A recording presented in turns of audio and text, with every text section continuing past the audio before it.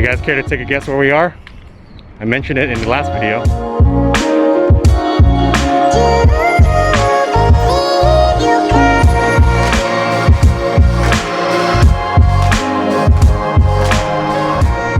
So this is Irving Street, the third Chinatown, and in addition to having the best boba in town, a lot of great restaurants out here.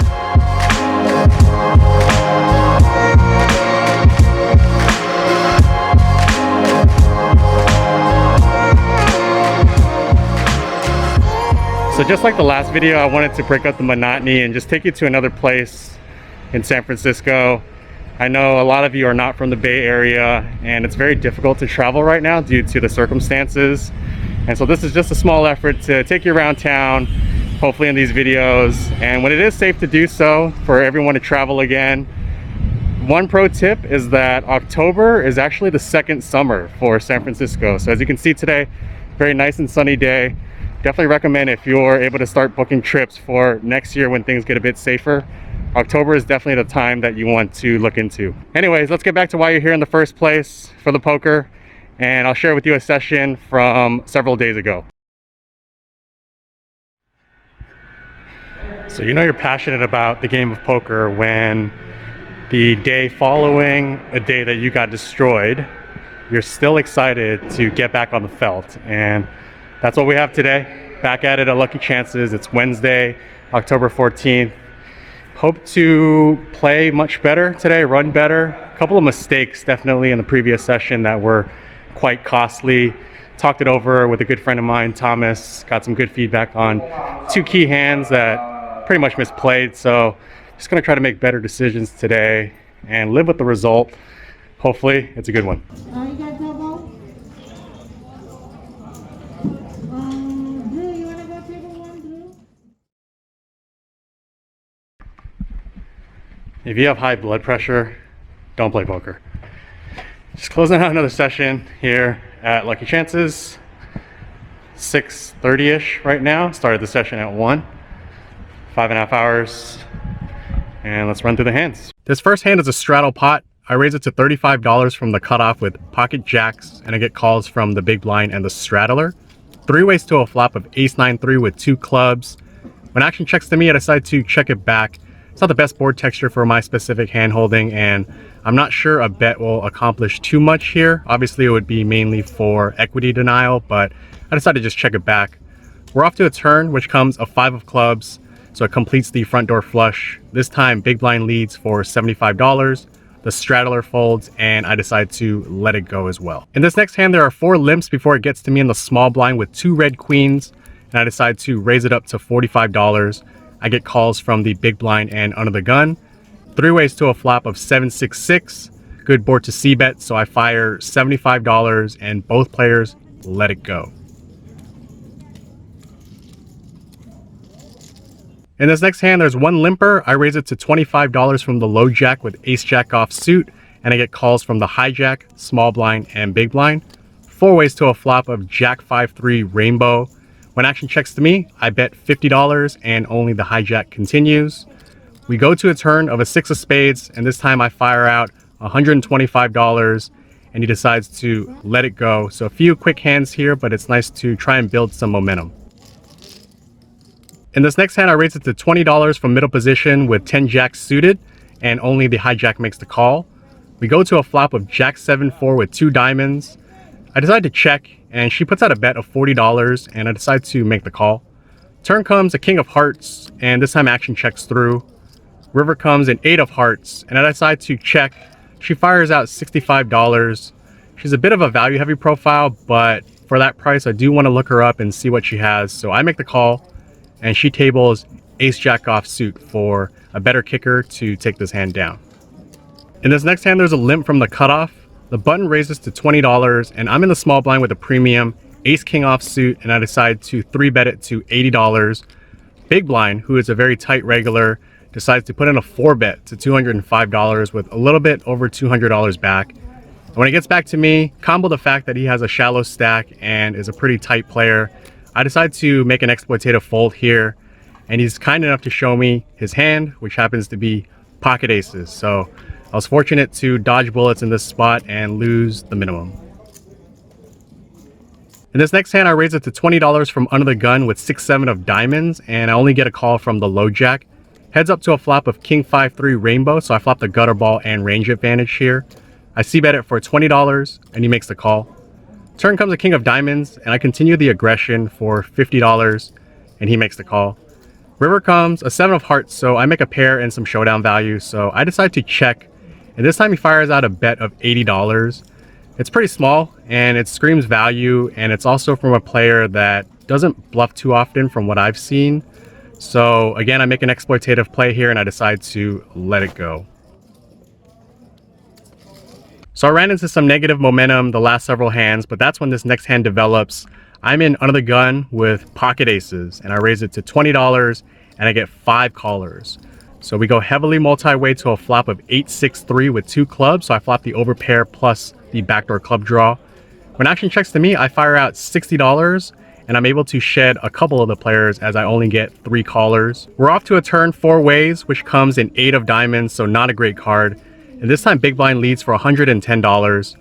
I decide to make the call, and the other 2 players get out of the way. We're off to a river heads up, which comes a 4 of clubs, and he continues the aggression for $120.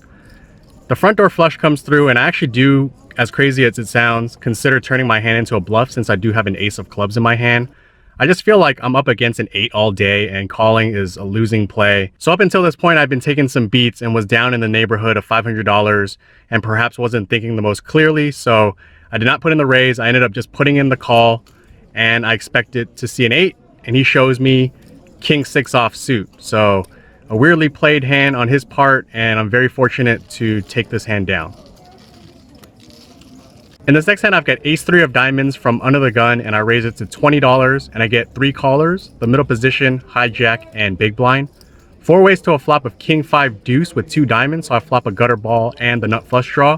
When it checks to me, I c-bet $40, the hijack and big blind call. The turn comes a 7 of clubs, and when the big blind checks, I decide to slow down and check it as well.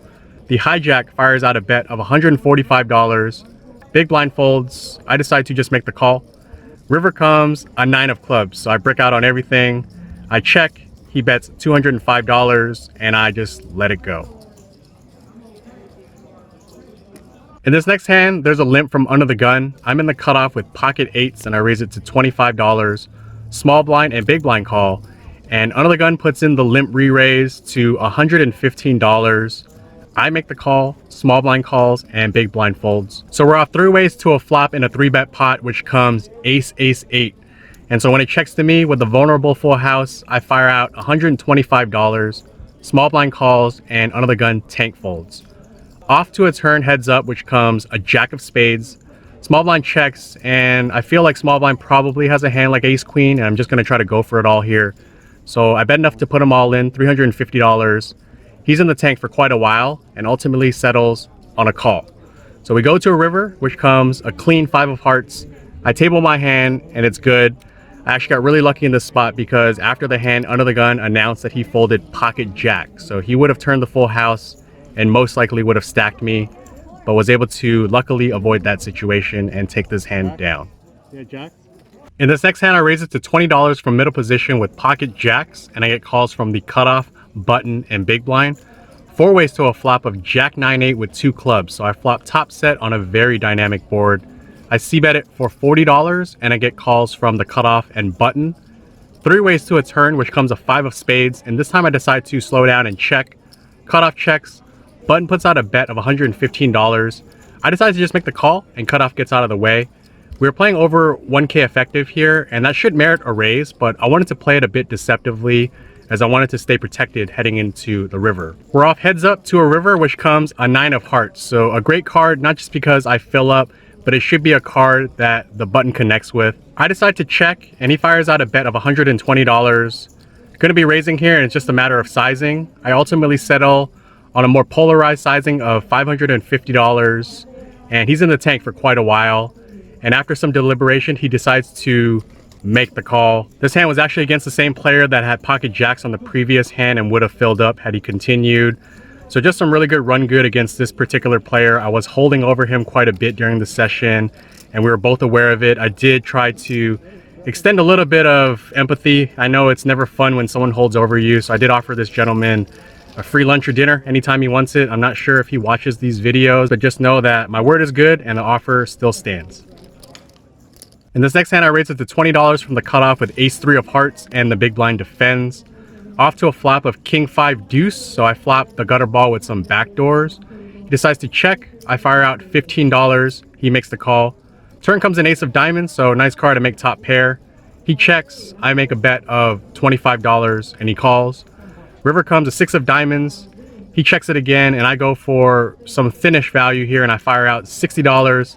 He doesn't think too long and he makes the call. I table my hand and I take it down. In this next hand, there's a limp from middle position.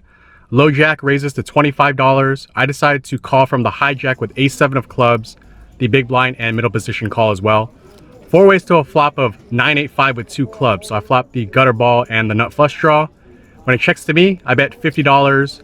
The middle position and low jack make the call. The turn comes an ace of hearts, so now I make top pair. Checks over to the low jack and this time he fires out a bet of $100. I don't see too much reason in raising here. I've got the board pretty locked up, so I decide to just make the call and the middle position calls as well. We're off to a river 3 ways, which comes a 4 of clubs, so I make the nuts, just running really good and pure here. It checks over to the low jack and he tanks for quite a while, looking like he wants to take a stab at it. But after some deliberation, he decides to just check it. I fire out $300 and both players let it go.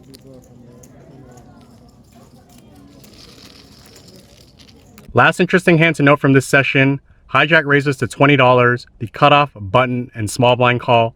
I decide to call from the big blind with ace-6 of spades. We go heavily multi-way to a flop of king-4 deuce with 2 spades, so I flop the nut flush draw. Checks over to the cutoff who bets $35. I consider putting in a check raise here, but I opt to just make the call. Turn comes a 5 of hearts, so I pick up additional equity. I check to the cutoff and he bets $45 with roughly 250-ish back. I again contemplate a raise, but given his stack size, I'm just not sure if I have fold equity. So I decide to just take the conservative line and make the call. River comes, a deuce of clubs, so I miss on everything. Action actually checks through and he tables king-8 offsuit to take this hand down. If I put in a raise on the flop or turn, I think it would have put him in a difficult situation. But that said, I'm not sure if this player was willing to fold. I did see him get money in there with some light holdings, so just not sure. All right, so that wraps it up for the most interesting hands played this afternoon. Rough start to the session. Was stuck around 500 or 600 to start. Was card dead. Nothing was really going well, but just kept my head down and continued to try to persevere through the session. Ultimately got in for $1,500. Cashed out $3,176. So a nice profit following a pretty disastrous session the previous night. And it was really 2 hands that I think turned the momentum around. The pocket aces hand holding in that multi-way pot, and then the pocket 8s full house when the guy would have turned jacks full had he continued after the flop. So just some really good run good in those situations. And yeah, happy to book a win. Gonna take a couple days off, been playing a ton and pumping out a bunch of editing and content, so I think I just need a little bit of rest because all of these sessions lately have been very roller coaster in nature, and it'd be nice just to get a smooth session in at some point. But obviously the up and down sessions make it a lot more fun to share these stories. So with that said, I hope you all enjoy this one and I'll see you all on the next one.